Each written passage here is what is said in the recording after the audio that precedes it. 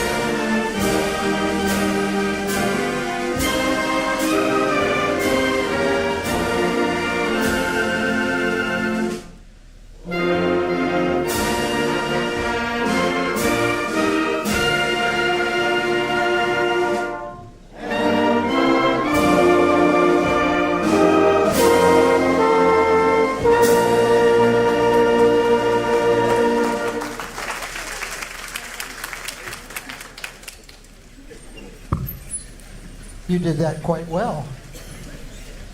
You must have experience with choral singing, right? At least in your heart and dreams. Yes. Yeah, we're all choral singers at heart, even if we've never opened our mouth to do it. So we're going to start off with a Sousa March because we like Sousa Marches, and it's sort of a tradition, isn't it? And this one is what I would like to think that if Sousa were to write a fight song, this would be the one he would write. It's called The Thunderer, and you'll recognize it. It's one of the standard Sousa marches. Here we go.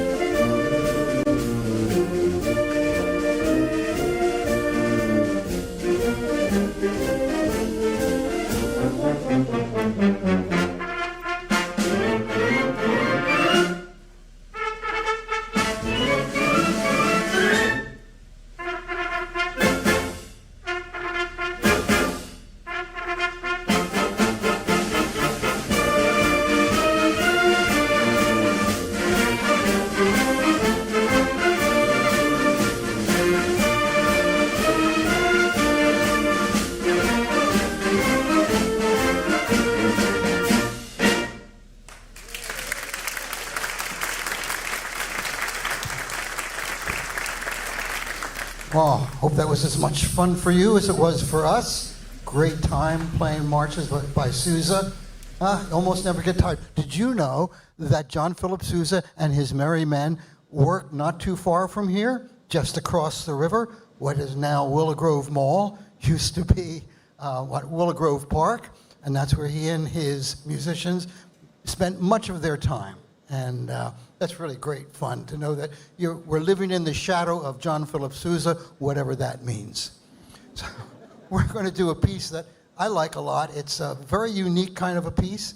It's called the Celtic Ritual. Now, Celtic, what is that? About 1,200 years before Christ, which is 600 years before ancient Greece became, sort of the shining star in Europe. The Celtics was a culture and a race of people who developed a whole living place, sort of where Austria and France come together in the upper Danube. And they became sort of the key culture for what is now Europe. They even invented the first Halloween, the end of the harvest season. They had a celebration, and they believed that the layer of division between the gods and the people were the thinnest back then. I have no idea why or even what that means. But they did a lot of rituals, and we don't have any music left of theirs. So this is a composer's concept of not what they might have sounded like, but what their culture has left for us. And there's a lot of influences of the Celtic culture. So here it goes. It's a very fascinating piece, a lot of different moods and movements. So enjoy it and just go back and imagine what it might have been like back then.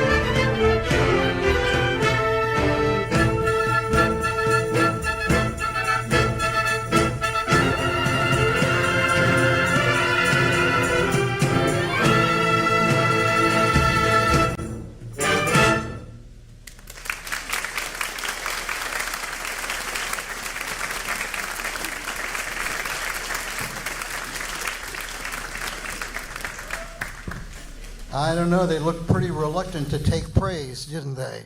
Yeah, well, that's okay. I mean, it's so much cooler not getting up and down and getting up and down. So they're going to get a little hot, but that's all right. We don't mind that. By the way, this group, this band, was formed in 1979. Yeah, 1979. It's part of the college. And we're still a performing ensemble of the college, but we're very much a community band. It's open to all musicians who can get here to play with us on Monday evenings. That's when we rehearse. And we do that from September through June. There are no auditions. So if you know a musician who you think might want to play with us, we work Mondays from September through June, and then we take off the summer. Probably should play over the summer, but we take it off anyway. And so if you know anybody who wants to join us, hey, we have a website. Just look us up and come on, walk in, sit down if you like it, stay. If you don't like it, don't tell us, just leave. Okay, we're doing Miss Saigon, hey? Cool. In 1968, a 16-year-old named Andrew got an idea for a musical. And the idea was, hey, let's make a musical about the last week of Jesus' life. No, wrong one. No. We'll tell you about him for the next piece coming up.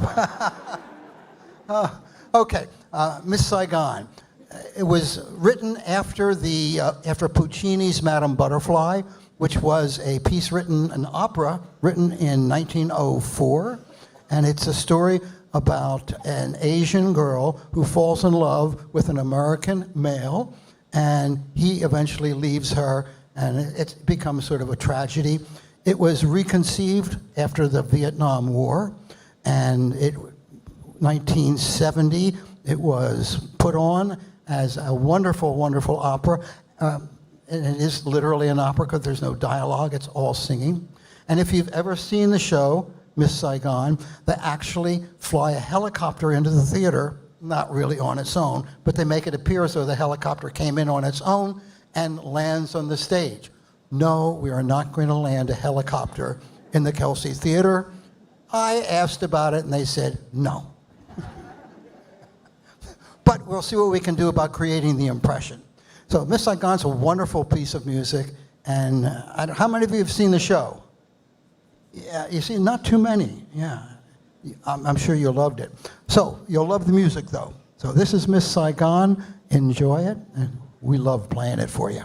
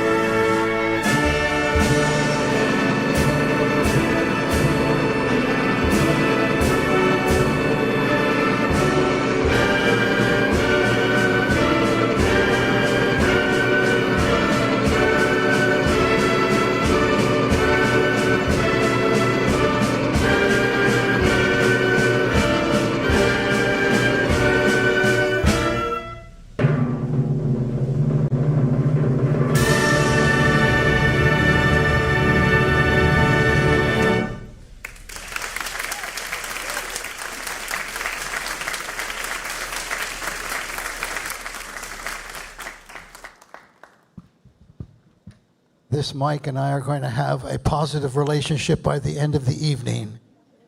It's always to my left. I wish it was to my right. Just teasing. Novena, the next piece we're going to play, this is a piece we really like. Novena is from the ancient Latin for 9, and a novena originally was a very focused religious ceremony that ran for 9 days. That's where the name novena came from. This piece opens up with sort of like a chant. It's more like a more contemporary melody, but it gives you that sense.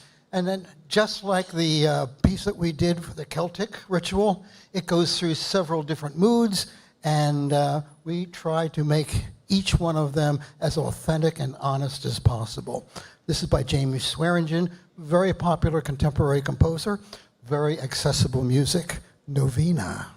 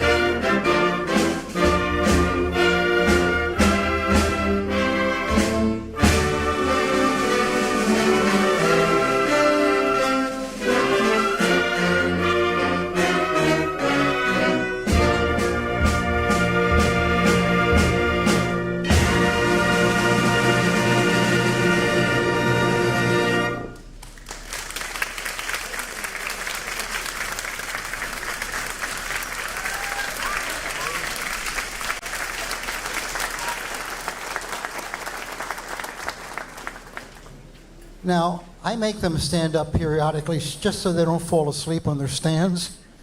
It's very embarrassing, you know, they fall over onto the floor and stuff. So, not quite really. So, now, about that 16-year-old boy, remember him? Yeah, whose name was Andrew? Yeah, he had decided he was going to write an opera, a musical opera. It was going to be about the last week of Jesus' life on earth.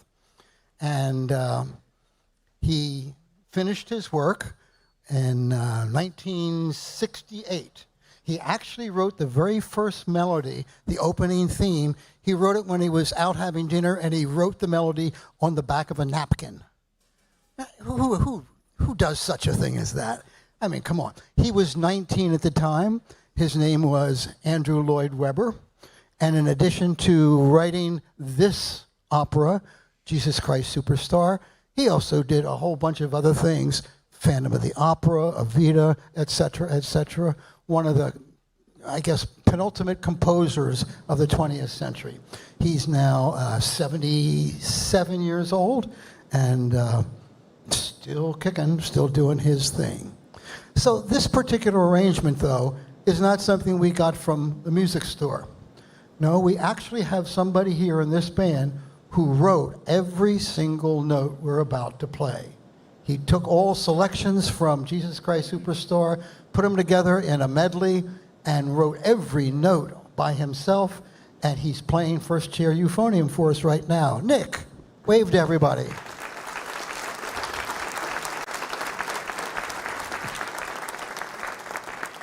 And no, he wasn't 16 when he did it. Been a while, hasn't it? Yeah. But seriously, it's a wonderful arrangement. And just think about every single note you watch us play came out of that guy's pen. That's really impressive. I don't know anybody else who can do such a thing right now. I don't know that many people, but Nick, it's wonderful. We love playing it. So here comes Jesus Christ Superstar.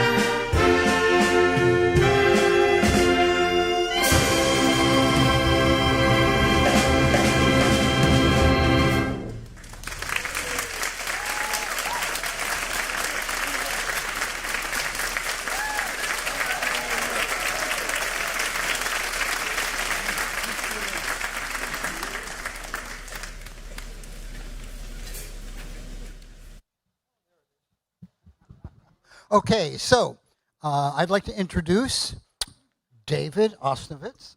David is not only a professional musician, but a longtime music educator, right? Supervisor of music, supervisor of arts, excuse me, of which music is only one. He's got so much more money. That's public school, of course.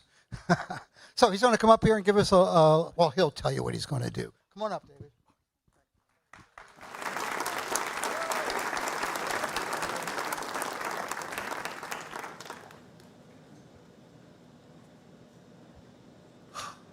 Thank you. This next tune is called George M. Cohan Fantasy.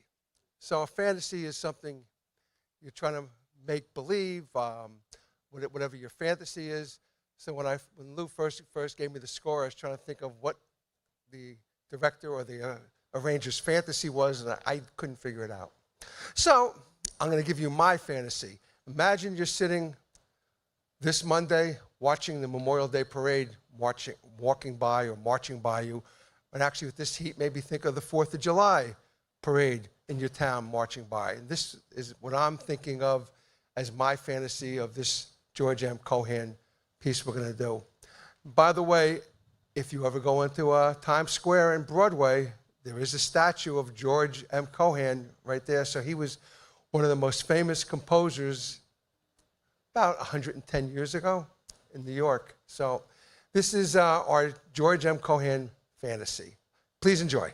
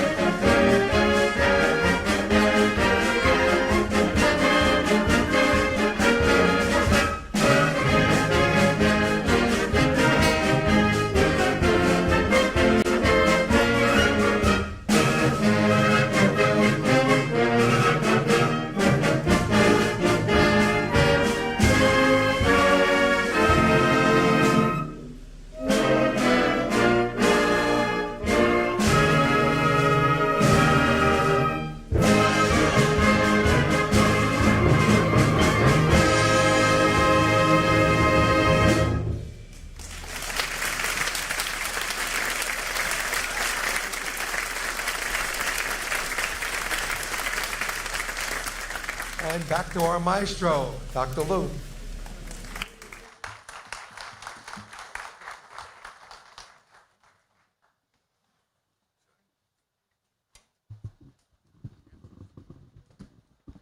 See, I have fallen in love with this microphone now. I own it. It is mine. It makes me feel strange. So, 250 years, right? Yeah, it's our 250th birthday anniversary. We're going to play something that is written for men and women of the armed forces, but I want to recognize another group of people for whom I think this piece also applies. You may not know this, but there are hundreds of thousands of citizens who every day go onto military bases as part of their career and work for money. And they are not members of the service the way we think of that, but they sure are in the service of our country. And there's so many military bases, hundreds of thousands of people working there. I have the privilege of working for the Defense Department just for a few years and got to see all the good stuff that goes on there. I'm not, talking about the Defense Department. I'm talking about all the people who go there and work on these bases.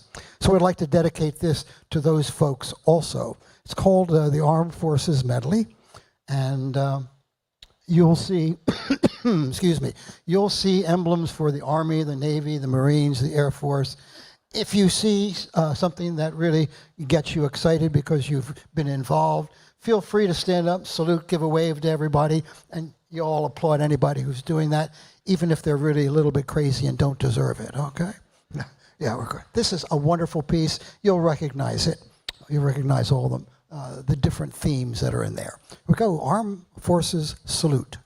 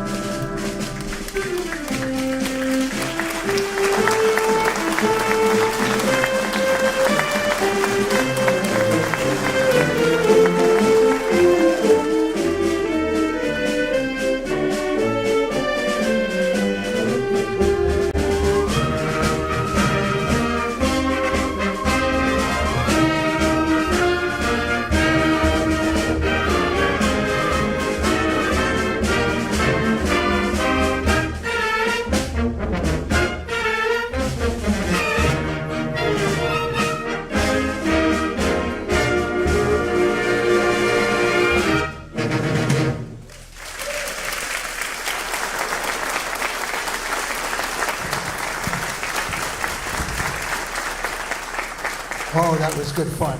Always good to do. And I could feel the pleasure and just the honest response that you gave to each one of those themes. Well, congratulations. Yeah, very nice.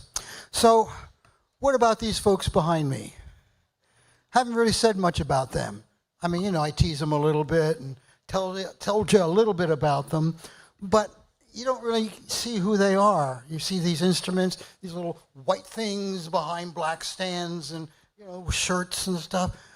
But I'm going to give you a chance to know a little bit more about them. Imagine that you had something that you loved doing so much that you were willing to devote one full night a week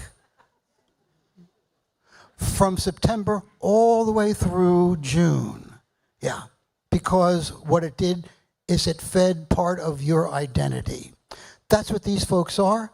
Many of them have been playing instruments for decades and decades. Almost all of them have had wonderful experiences through their youth, and it is what has made them come back again and again and again. But they don't just play music. They have very complex lives, very prestigious careers, and they're really cool people. Aren't you cool? Oh yeah, you're cool. I don't know, musicians are usually seen as nerdy, but these are not nerds. These are cool people here, right? We're going to give you a little introduction to each person up here and let you read just a little bit about what they do. It's going to happen in the form of slides. Yeah. And we're going to play something that I think is appropriate. How many of you have ever had a graduation? Everybody put your hand up. You went to one, you did one. Up here, we've probably done many, many, many graduations. So it seemed to me that the only piece most appropriate to play while you get a chance to see and read about each of these people is, of course, Pomp and Circumstance. Yeah. And by the way, in the program, the name that you see there is the name of the march that we call Pomp and Circumstance, one of a number of marches in a collection of processionals. So enjoy, watch what you see, and think about what's happening. Here we go.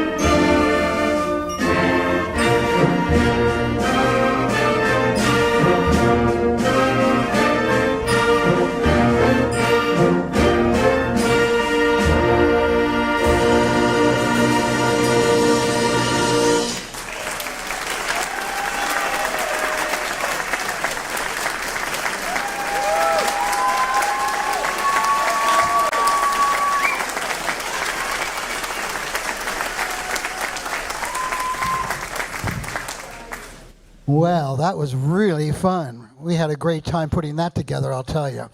And you were just wonderful. I love the love that I heard coming from this room. Really great. Well, speaking of love, we're going to do what we love to do at the end of all of our concerts, and that's to play John Philip Sousa, Stars and Stripes Forever. Feel free to kick your heels, tap your toes, maybe even nudge the person next to you. Here we go.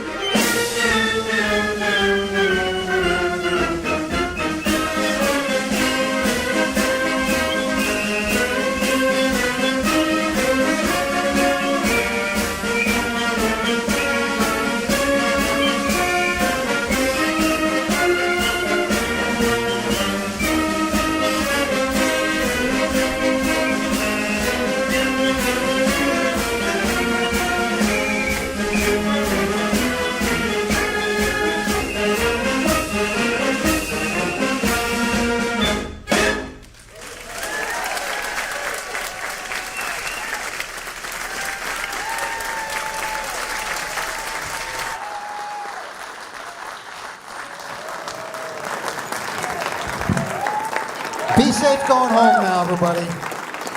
Thank you so much. We love being here for you. Look forward to seeing you the next time. Be safe going home. And when you get there, give someone you know and love a kiss. All right. Bye-bye.